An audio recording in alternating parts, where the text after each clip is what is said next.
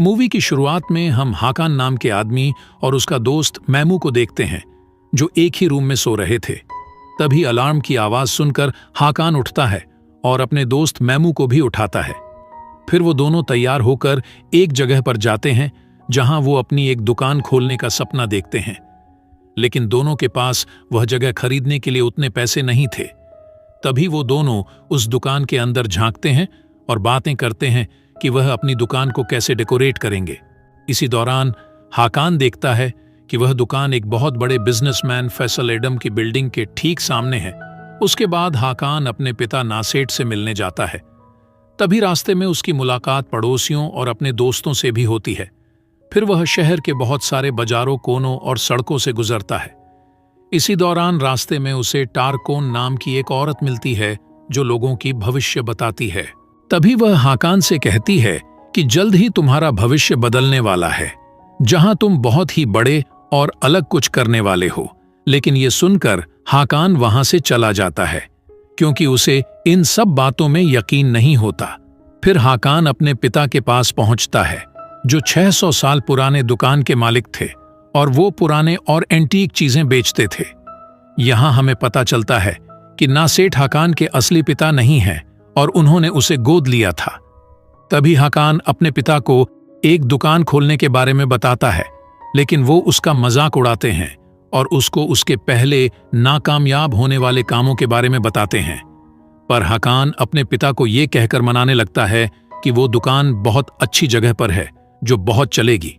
लेकिन नासेट उसका एक भी बात नहीं सुनते और उसे एक लड़की को कारपेट देने के लिए भेज देते हैं। उसके बाद हम अरबपति फैसल एडम को देखते हैं जो एक हेलीकॉप्टर से उतरता है और उसकी मदद करने के लिए उसकी मैनेजर लैला और उसका बॉडीगार्ड मजहर होता है। तभी लैला फैसल को बताती है कि उसे हाया सोफिया टेंडर के ऊपर चर्चा करने के लिए एक प्रेस कॉन्फ्रेंस में जाना है। हाया सोफिया इस्तांबुल की एक इमारत है जो 1500 साल पुरानी है। तभी फैसल प्रेस में कहता है कि हाया सोफिया इस्तांबुल शहर का दिल है और मैं इस टेंडर को जीतकर उसके वजूद को बनाए रखने की पूरी कोशिश करूंगा। इसी बीच फैसल की मुलाकात ओ खान से होती है जो हाया सोफिया पर बोली लगाने के लिए आया था और वो दोनों एक दूसरे को बोली लगाने के लिए शुभकामनाएं देते हैं। फिर दूसरी तरफ हाकान कारपेट लेकर उस लड़की के पास पहुंच जाता है जो फैसल के होटल में रुकी थी और कारपेट देने के बाद जब वो वापस आ रहा था तब वह वेटिंग रूम के बाहर एक लंबी लाइन देखता है जिसे देखकर वो एक आदमी से इस बारे में पूछता है। तब उसे पता चलता है कि फैसल की कंपनी में जॉब के लिए इंटरव्यू लिया जा रहा है।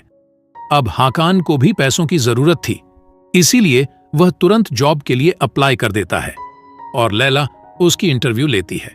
लेकिन हाकान के पास कोई कॉलेज की डिग्री नहीं थी और उसे विदेशी भाषा भी बोलना नहीं आता था, इसलिए लैला उसे रिजेक्ट कर देती है और उसे दूसरी जगह इंटरव्यू देने के लिए कहती है, जिसे सुनकर हाकान वहां से चला जाता है। और जब वो वापस जा रहा था तब वह देखता है कि एक छोटी बच्ची के ऊपर एक झूमर गिरने वाला है, इसीलिए वो तुरंत उस बच्ची के पास जाकर उसे बचा लेता है। तभी फैसल उसकी ये बहादुरी देख लेता है।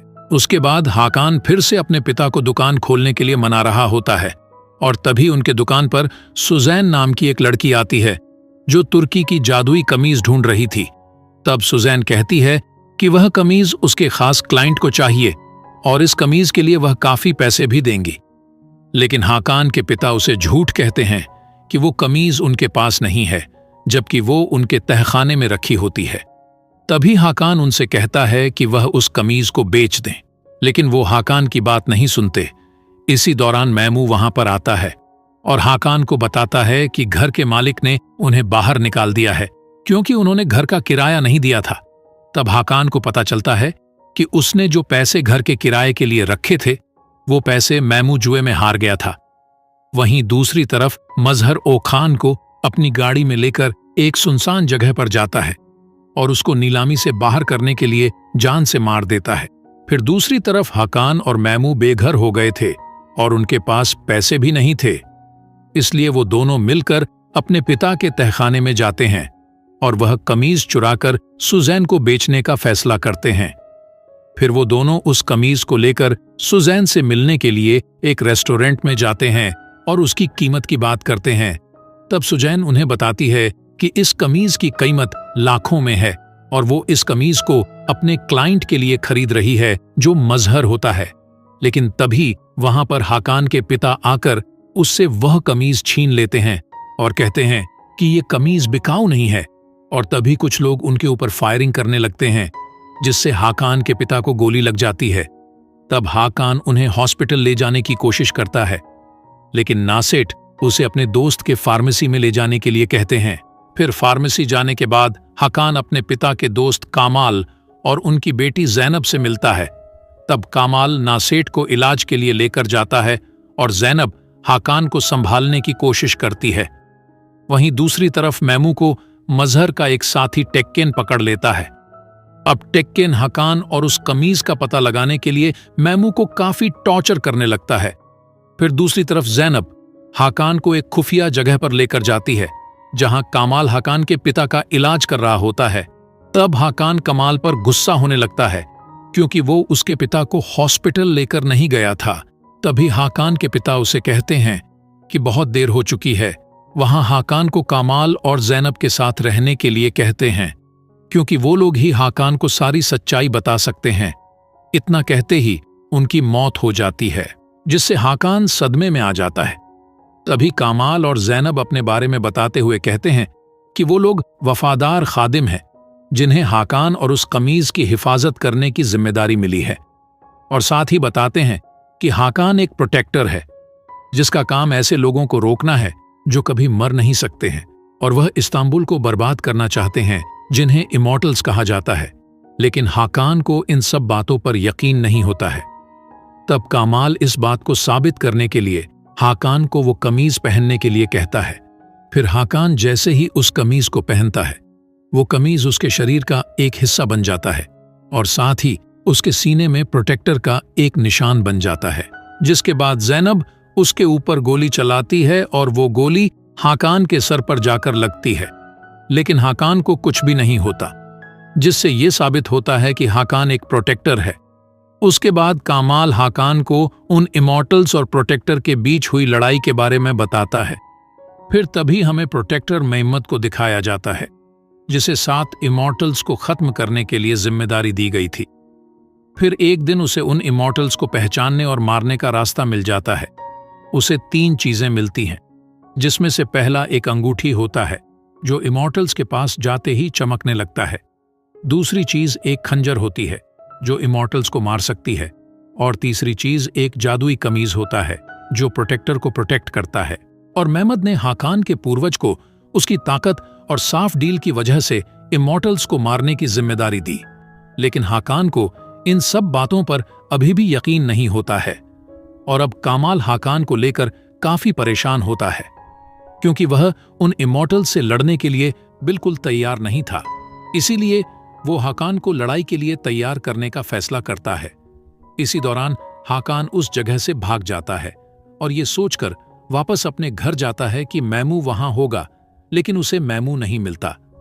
तभी उसकी नजर एक अजीब से डिब्बे पर पड़ती है जिसमें एक बंदूक के साथ एक तस्वीर होती है जो 1989 में ली गई थी, और उस तस्वीर में कामाल नासेठ और मुराद नाम का एक आदमी होता है। इसी बीच जैनब हाकान को ढूंढते हुए वहां आ जाती है। तभी टेक्केन हाकान को मैमू के फोन से मैसेज करता है और एक जगह पर मिलने के लिए बुलाता है, जिससे हाकान को लगता है कि मैमू ने उसे मिलने के लिए बुलाया है।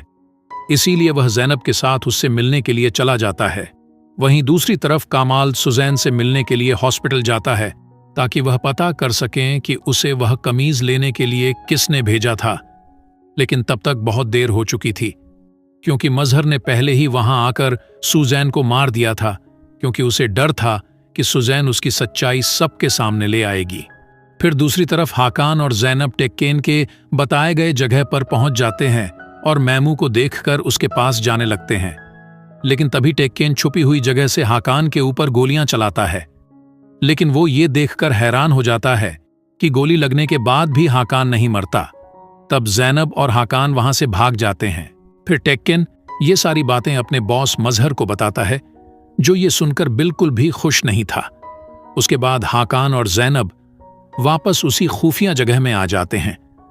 तभी हाकान कामाल से उस तस्वीर के बारे में पूछता है जो उसके घर में मिली थी, जिस पर कामाल उसे बताता है कि नासिर और मुराद उसके करीबी दोस्त थे और मुराद को हाकान से पहले प्रोटेक्टर चुना गया था और मुराद ही हाकान के असली पिता थे जो इमॉर्टल से लड़ते हुए मारे गए थे।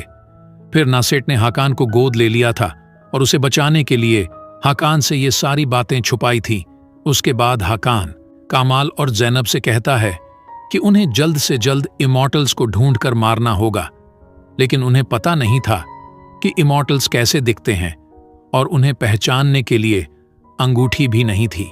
वहीं दूसरी तरफ फैसल हाकान की बहादुरी देखकर उससे काफी इम्प्रेस्ड था, इसीलिए वह लैला से उसको बॉडीगार्ड के टीम में शामिल करने का कहता है।